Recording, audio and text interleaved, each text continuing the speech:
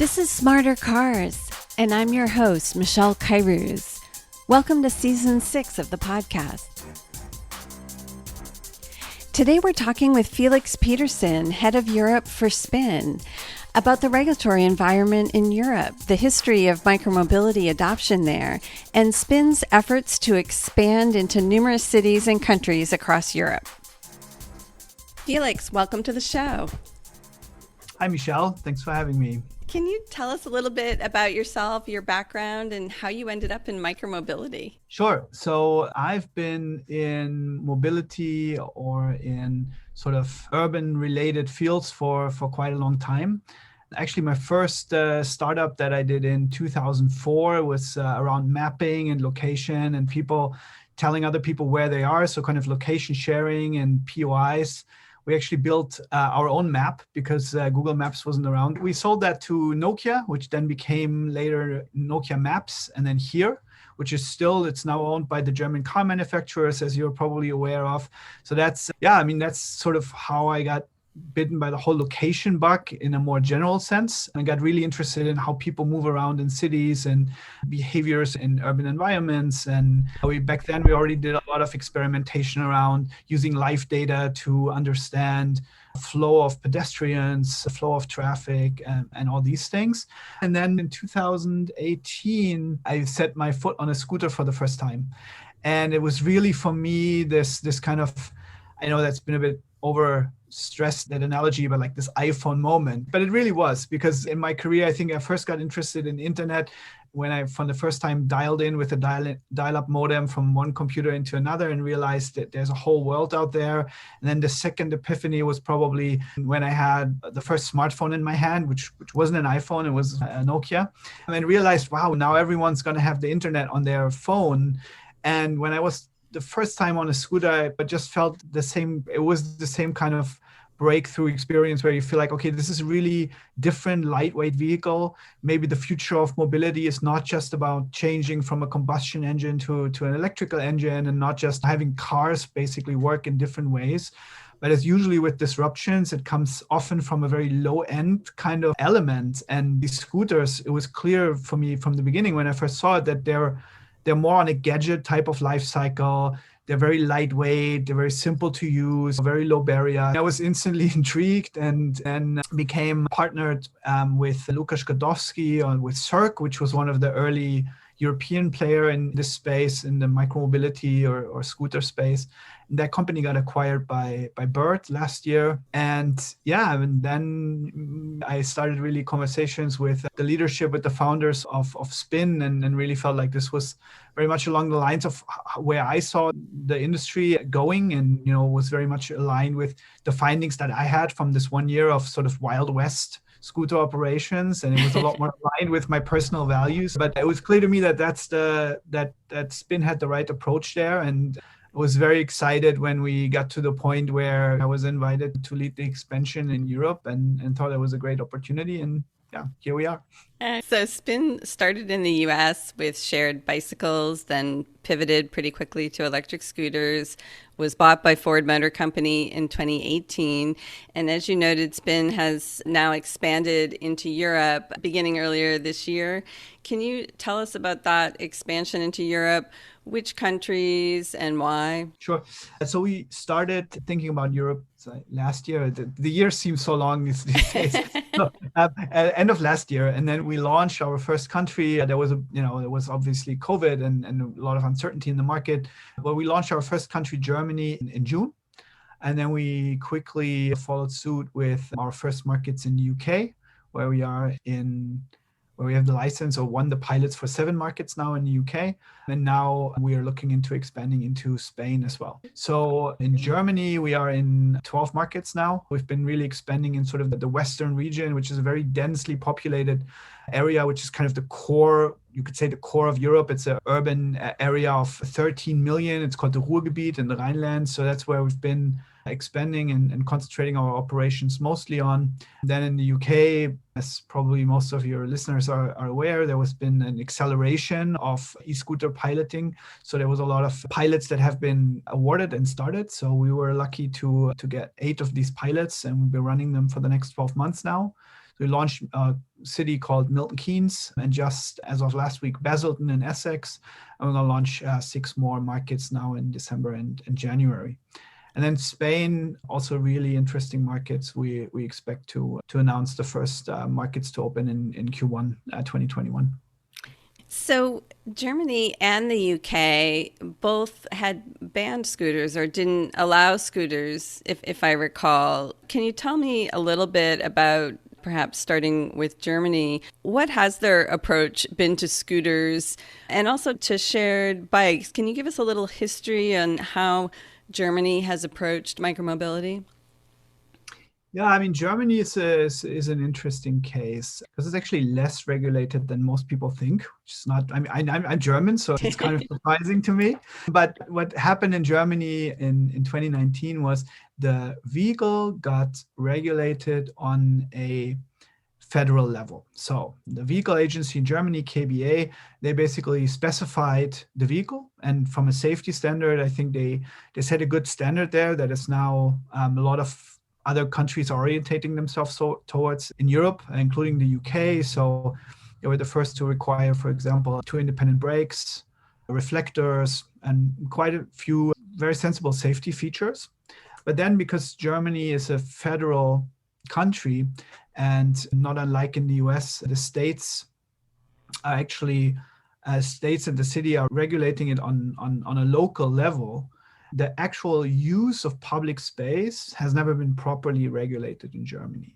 That led to kind of a gold rush situation or Wild West situation to a certain extent, where in 2019, after the federal vehicle had been legalized, you saw a lot of influx where people and companies just started in a lot of cities at the same time, right? So there was this phase that was not unlike, what we saw in the US when it first started with scooters, where cities were really confronted with a new situation where it wasn't entirely clear where the vehicles could be parked and if this is a special use of public space, which I would argue it is, right?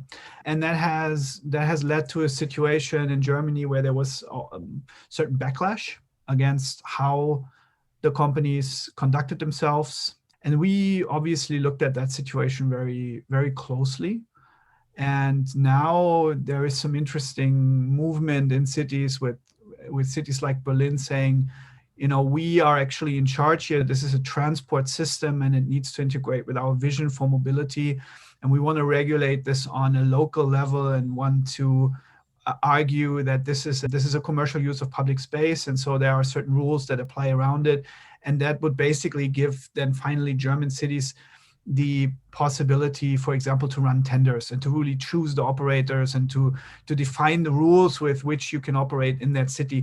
Kind of what we've now seen in other European countries, in big cities like Paris, who've done a really good regulation and a really good tender. What we've just seen with London, and our hope and what we understand from talking to the cities in Germany is that's also moving into that direction. So really understanding how many scooters do I really need for the city? What is our concept for integration with public transport? What are the requirements for data sharing and all these things, where in the last 2 years of scooters or micromobility in general, cities have gotten a lot more sophisticated and smarter in understanding how this can really fit in and also how this new mode should be regulated. Right? So you're saying that Germany as a country took the approach of starting with the vehicle specifications, the physical requirements for scooters. And once those were in place, shared scooter companies felt that they were authorized to launch their service in cities as long as they met the physical requirements of the vehicle, because there weren't other citywide requirements for how to operate, any operational rules. Is that fair?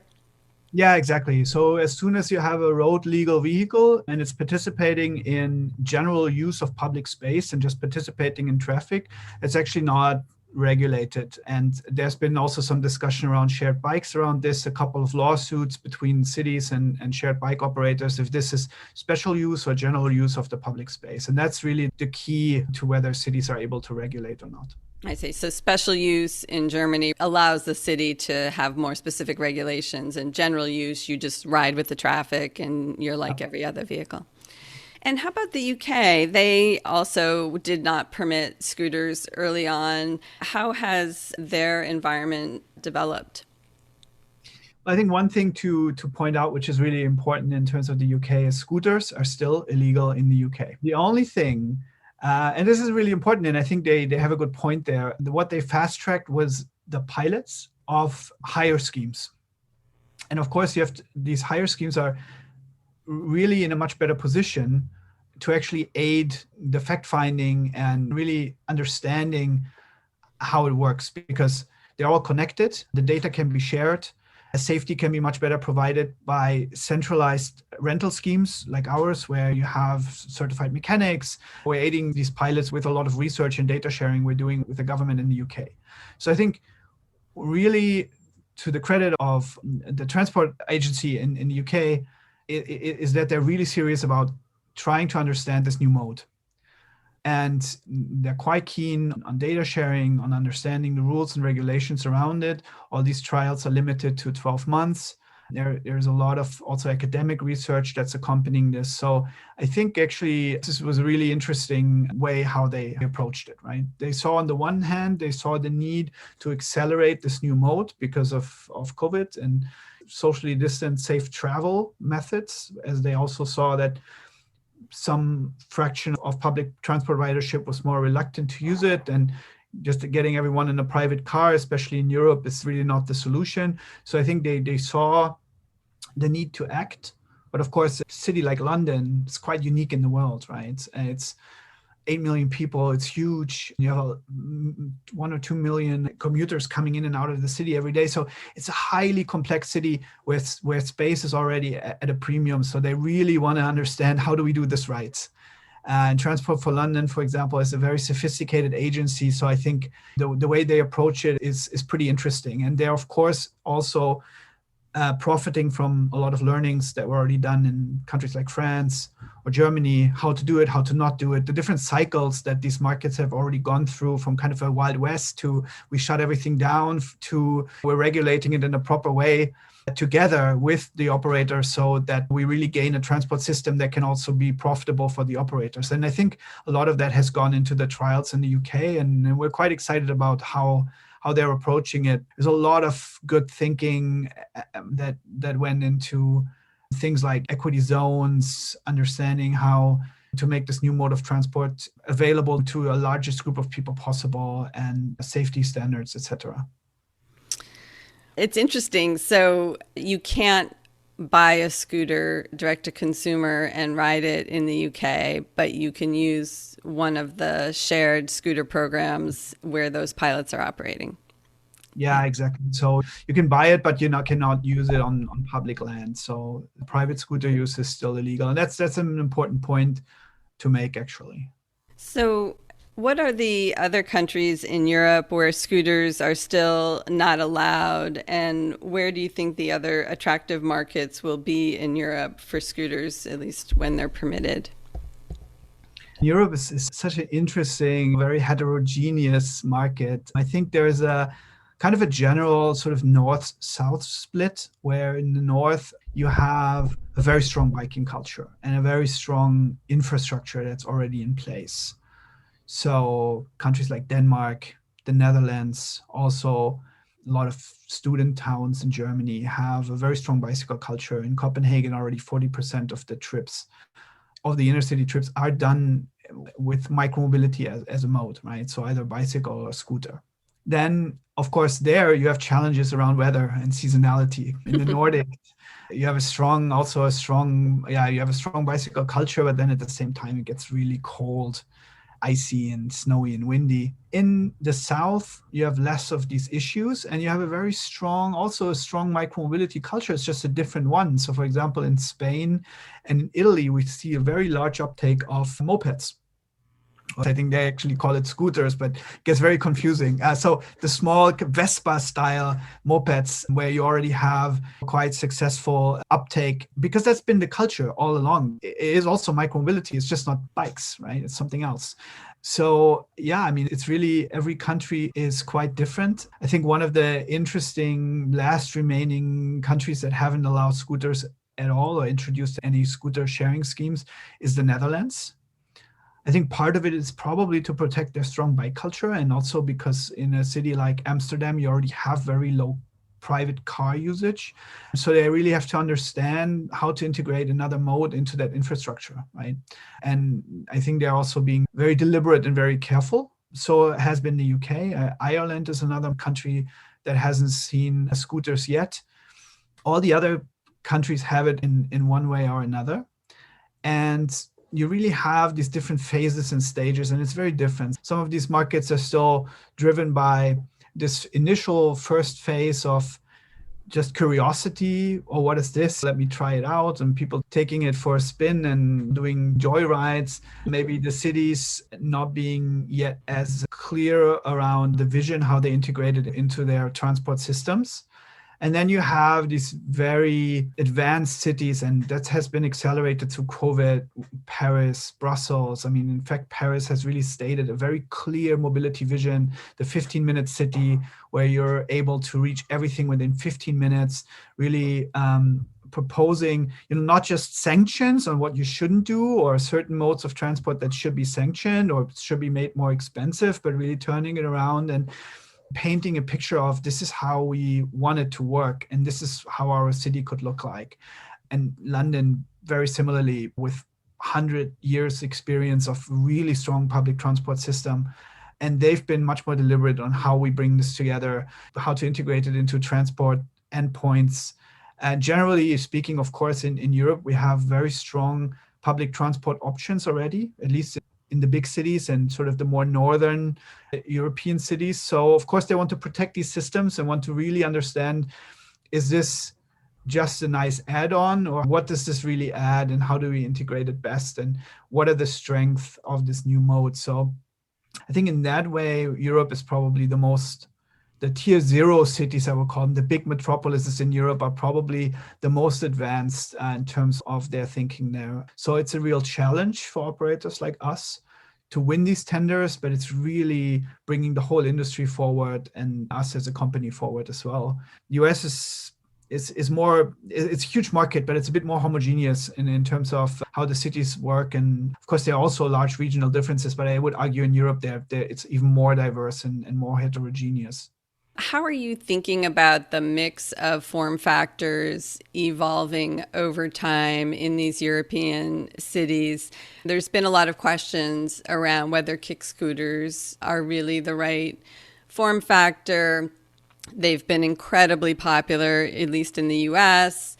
I think they, took a little longer to catch on, in part because of the regulations as you've described in Europe. How do you see the mix of form factors evolving in Europe? Yeah, that's a really good question. I think it will be clearly a mix. I mean, we're seeing a huge shift from personal car trips in inner cities to something else. What that is, it's clear that it's going to be a huge shift, but how this plays out between owned micromobility, shared micromobility, and the different form factors of micromobility, I think no one has a definitive answer on that. And as I already hinted to a little bit, there are cultural differences. In Southern Europe, you might not have grown up with riding a bike, so you feel very safe on a scooter. Because if you've never ridden a bike, it can be daunting, right? Obviously. And then in the north, when you've completely grown up on riding a bike, you might gravitate towards that form factor a bit more. There are also different use cases, right? For different modes. If I want to transport a passenger, or if I want to do my week's shopping, a scooter might not be the right vehicle. But if I just want to quickly go to a meeting, a scooter might be just exactly the right vehicle. It depends a lot on the infrastructure that's available. If I have well-protected, dedicated bike lanes, then riding a scooter is a very safe mode of transport, right? So my guess is it will be clearly a mix of these different modes. There's also obviously, a distance perspective to this. You take a scooter, maybe it's the ideal vehicle for the last mile, the famous last mile, right? But when you get into rides 2-3 miles and longer, a scooter might not be the right vehicle. So you rather want to do a moped. And without being able to announce something concrete here, we're also going to experiment with these different form factors and are going to introduce other form factors this year. And we feel that it's incredibly important that in the end, you want to think it from the customer and from what is the use case, what is the vision you want to sell to the customer. And I'm pretty sure 10 years from now, you're using your mobility budget towards some kind of subscription, maybe a mobility budget that now goes to a personally owned vehicle. You're going to use it towards a mix of modes and different vehicles you can use with them. You already see it in Finland, where you have some very, very interesting things where they basically require every transport operator in Helsinki to integrate into the city's mass platform. So that already allows now subscriptions that can give you for anything from 50 euro to 300 euro, I think it is, anything where you can use a car on the weekend, a privately rented car basically, to take your family to the beach. You can use the bikes that are there. You can use public transport, taxi, and basically have a flat fee for your mobility, taking care of all your needs. And I think that's in the end what you want as a city dweller, as someone who lives in a city. You just want to have your mobility being taken care of, like have a flat fee for communication. And this will not be just one type of vehicle or one type of mode. So I think all players in the industry are kind of converging or diversifying in terms of what do we really need to offer our customers. What's really exciting about the scooter, and that's what I mentioned earlier with the iPhone moment, and what initially drew me to it, is that the barrier to entry is so incredibly low, right? So I think that's really exciting. And it's also a lot of fun. So having an electrified, lightweight vehicle that lets you zip from A to B really quickly, and you can just rent it with your phone, and all of that wasn't possible 3-4 years ago or 5 years ago because the technology wasn't there. And now I think this is for micromobility. The scooter is the really easy entry point, but it's definitely not the end of the story. And I think we'll see all kinds of really interesting vehicle types emerge, because it's also a different way of producing these vehicles, right? I mean, it's really more on a phone, gadget, computer type of life cycle than the classical cycles in the automobile industry and like for owned vehicles. So I think you see much faster iterations. You will see much more experimentation with form factors. Some of them will be incredibly unsuccessful, but then you might actually have this pod with 3 wheels and a roof that just turns out to be the perfect vehicle for the winter. So I think it's going to be very, very exciting the next 10 years. Well, I live in California, so I probably have the least need for protection from the weather, but I still want a pod or a golf cart, something like that. But I need my own lane. I don't want to get run over by a big SUV when I'm in my pod. So I think everyone is looking at this space and saying all of the trips that are less than 5 miles could be served by a lighter weight vehicle than a car, and trying to find the right mix to fill all those different use cases is going to be a really interesting space in the coming years. One of the thing that's interesting, especially around kick scooters, is the question around vehicle design and also operational efficiency. And we saw early on in the States using more consumer grade scooters initially, which I think really was a minimum viable product approach to testing shared scooters. I know the companies who use those scooters early on have taken a lot of criticism for it, but in some ways they were proving out the business model before they went and invested in something more expensive. Now we've seen all the scooter companies move toward developing these custom scooters that are more rugged, more durable, more sustainable from an environmental perspective because they last many years now. So how is Spin thinking about vehicle design and also operational efficiency? Yeah, I think you touched a couple of really, really interesting points there.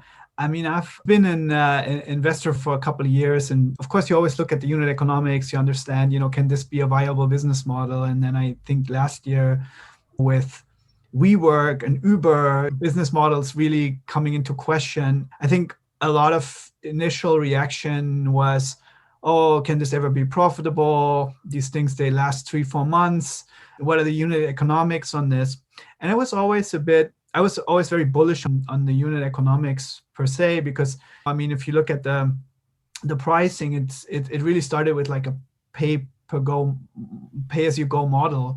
Now the prices are really coming down with things like the spin passes we are introducing and really offering pricing for more regular ridership and people really using this every day. But still, if you look at it, this is a relatively low cost asset. Even now they're getting more expensive and more sophisticated. It's still, compared to other much bigger things, it's still a relatively low cost asset. You don't have a driver that you need to pay, and they become extremely durable. And already last year, even though it wasn't maybe there yet, things like swappable batteries were really already on the horizon, and now they're here. So I think from a unit economic perspective, this is clearly something that can be made profitable, even with the buffer of things that are now being done to accommodate equity ridership and more sensible distribution in cities where you don't just concentrate on the tourists.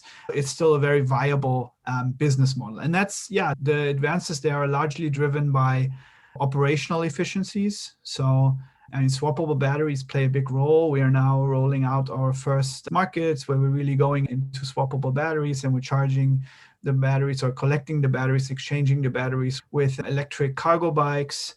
And then you have these container style warehouses that we call them mobile minis, where you basically are able to do basic repairs and charge the batteries in a really decentralized way. And one interesting side effect of this is that the size of the cities, of the communities you can serve, really goes down. So with this type of model, you can really look into smaller towns, smaller communities that can also profit a lot from micromobility. So I think in the beginning, it was very much you could only make it work in a very large, very densely populated city. And now we're really looking more into smaller communities, suburbs. So that's an interesting side effect of it. And then, of course, the assets themselves, you mentioned it, the scooters, the asset cost for the scooters, they're going down because they last much longer. I mean, when I started in this industry, the amount of repairs and mechanics that we needed there, I mean, that has completely changed now. They're much safer. They last a lot longer, from, a couple of months that you mentioned, 3, 4, 5 months, and now to several years. So that's really a game changer. And then the other thing is something we are just introducing that we call Spin Insights, which is really an incredible advantage that these vehicles have. They're fully connected, right? So we have sensors in these vehicles. We understand the temperature of the battery. We understand the kind of vibrations. We can do predictive maintenance. We can understand what state is the vehicle in. Is it toppled over? Does it need to go into? It can self-diagnose itself. So we understand not only this vehicle has a problem, but already what that problem is, and we can deactivate it remotely. So of course that already also lends itself to a lot of efficiencies that can be had with maintenance and operations, because it's completely data driven, right?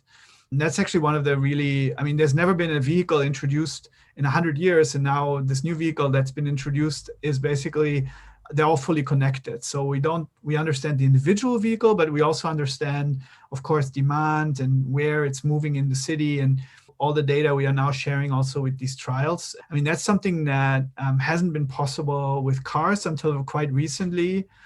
With pedestrians, you need to count them.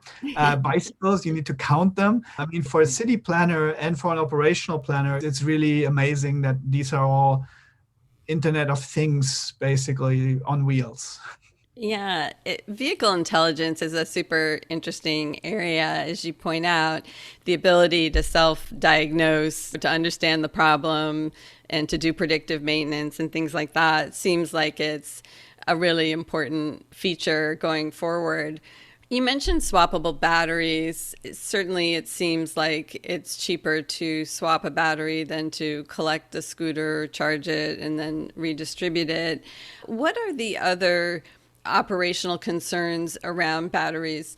Is it using a kiosk, trying to incentivize riders to swap the batteries? Do you think ultimately in cities you will see a combination of charging docks? I know Spin has, in the US, tried to do some partnerships and things, whether it might be at a hotel or on some public space, to create a place in a city where a scooter can be collected and charged and parked, both to create some order and also to serve a charging function. When you look out going forward at the question around batteries, do you see there being a mix of swapping and charging, or how do you see that developing over time? Yeah, I think those are our what you're referring to are spin hubs, and we actually have them quite widely distributed, especially in, for example, the campus markets that we are in the US. It makes a lot of sense there. It will be a mix of things. I mean, you can still have a swappable battery scooter that gets charged in a hub. What definitely doesn't make sense in the long term is to collect the whole vehicle just to charge it, even though we announced that we will be carbon negative, not just carbon neutral, but carbon negative by 2025. A big part of it is, of course, using electric vehicles for the whole operation. So plug-in hybrids and then also fully electric. So even then, carbon saving standpoint, it might still be feasible to collect them, but still in the end, looking at the amount of work and the space you take up in the city and adding to congestion, I think the future clearly lies in swappable batteries, and the majority of the industry seems to agree. But then, of course, decentralization plays a big role. So I mentioned these mobile minis, that you have these kind of mini warehouses, and it will get more sophisticated and more differentiated and decentralized. And like, when do you bring a vehicle into a slightly larger regional warehouse for a bigger repair? What are the kind of smaller repairs you can do on the road? And then how does it work with charging?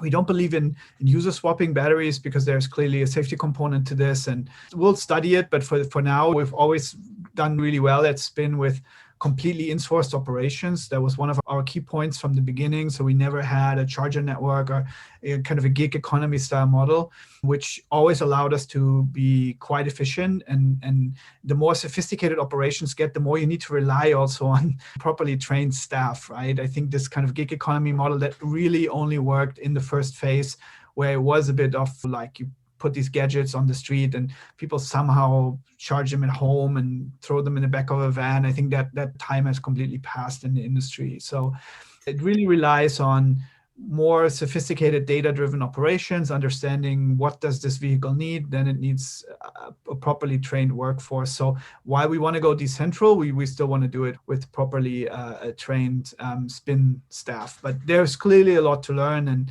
I'm sure if we talk 4 years from now, it will look quite different. But this is our hypothesis at the moment, and our early data for these types of operations really seems to support that hypothesis.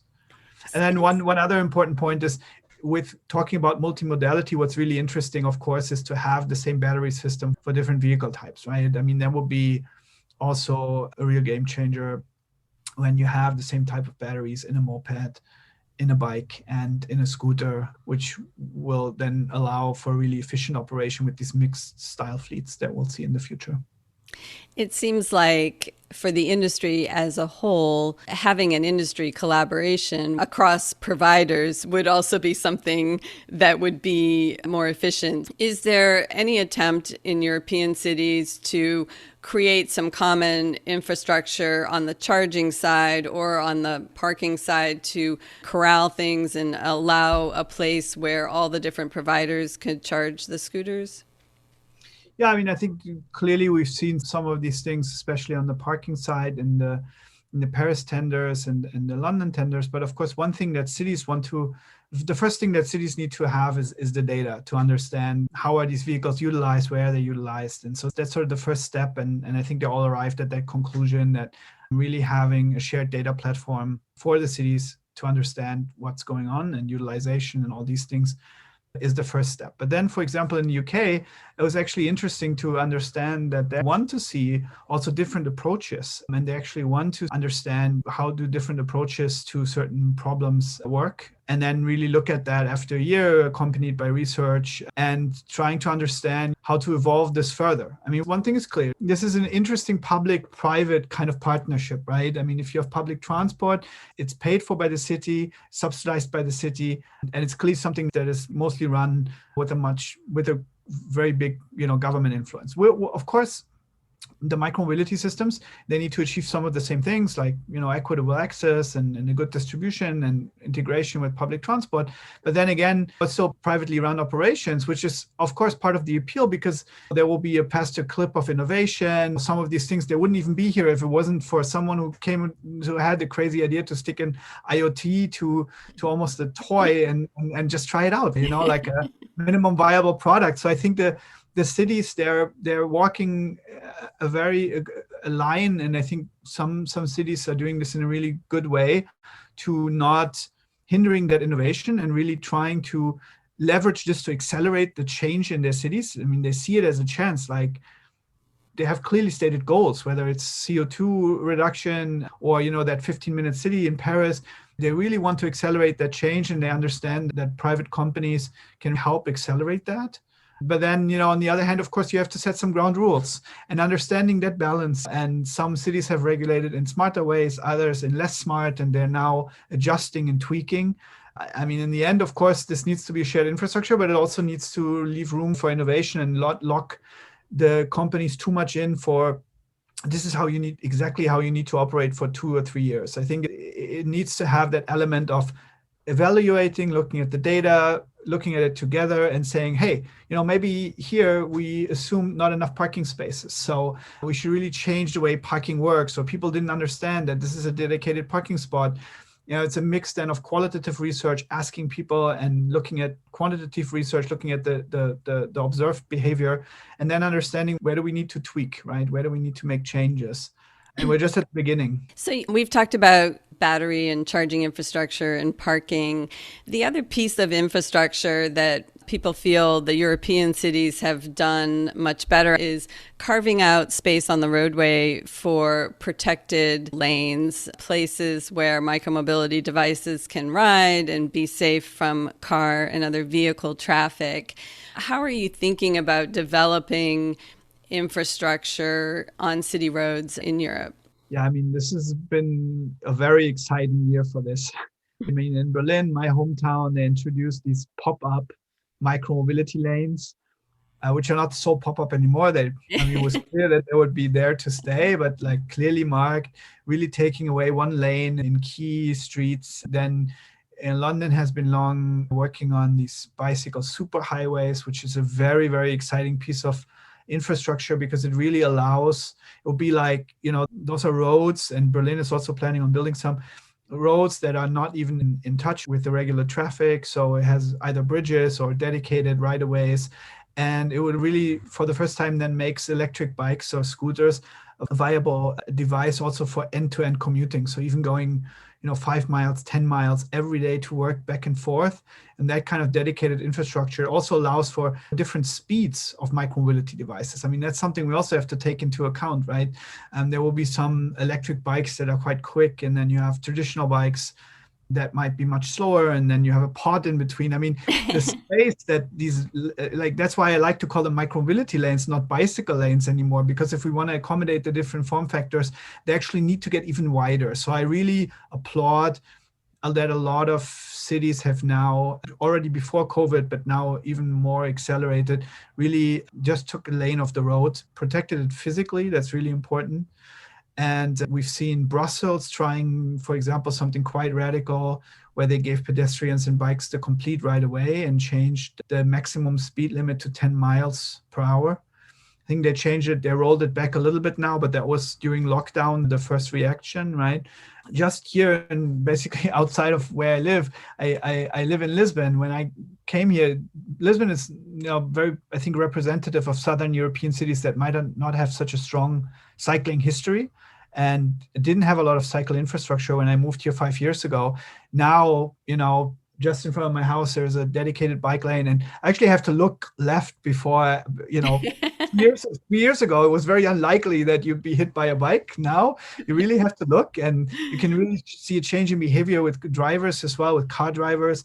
They're really looking over their right shoulder now when they take a turn, because it's just very common now that you'll have someone on a bicycle or a scooter come from behind.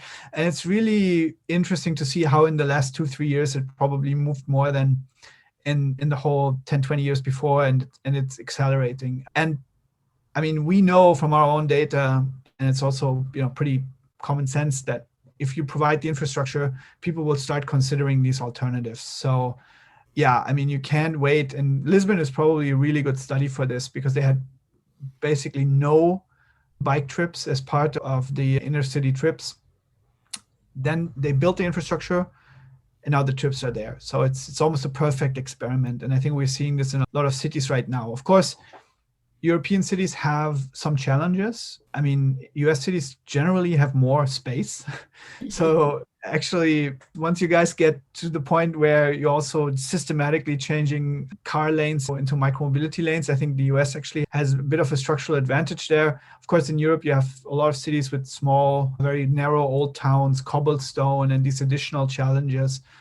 But a lot of cities get around it by providing really, good end-to-end, really quick paths so that you can take 80% of your trip with the bike or with a scooter or other modes. And then you might actually have to walk in the city center, and it's banned for micromobility. And I think that's fine. It's always that combination. You can still take 80% of your trip in a very safe and fast way. But yeah, some of these cities are old and they're beautiful and they're not made for cars. And so I think it's also perfectly fine to take an old town and make it completely pedestrian. What does the next year look like for Spin in Europe? What are you focused on and what are you planning for? Let's hope it will be a bit more predictable and less crazy than 2020. I think we all hope for that. I think we've done an incredible groundwork this year, despite all the challenges that we saw in the market and in the world, firmly establishing a footprint in Europe in 3 countries. And there are more countries to come. I already hinted to some interesting experiments we're going to do around the different modes that we're adding to the mix. I think it's very important to keep focusing on habitual riders. I think the industry is maturing, so we're looking a lot more into customer behavior, into customer retention. Like, what does it really take to have someone use our vehicles every day? And what is it that they need? How do we need to integrate into public transport? So I think there's a lot more to come there on the integration side. We made a big leap this year as a company to come over here. Like I mentioned, we're not using gig economy or some kind of franchise model. So it's really, for us, it's firmly establishing ourselves, hiring a local team. We also believe in really honoring the local differences and understanding the cultural and regulatory differences. So, it takes for us, we're more thorough in going into a country and really hiring a local team that has experience in that country and with mobility in that country.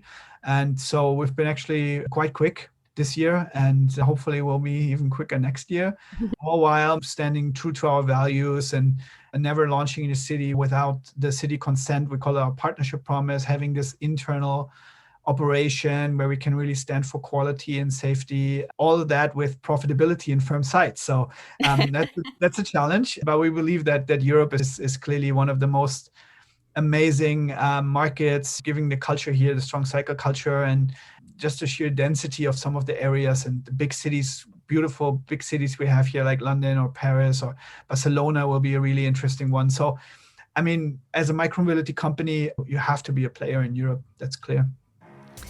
Terrific. Well, thanks so much for coming on the podcast. It was great to talk to you about what Spin is doing in Europe. Thanks for having me, Michelle. It was a pleasure. Thanks again to Felix for joining us. If you're enjoying the show, please leave us a rating or review at Apple Podcasts or wherever you listen to your podcasts. For the show notes for all of our episodes, please join our Substack publication at smartercars.substack.com. Thanks for listening. We'll see you next time.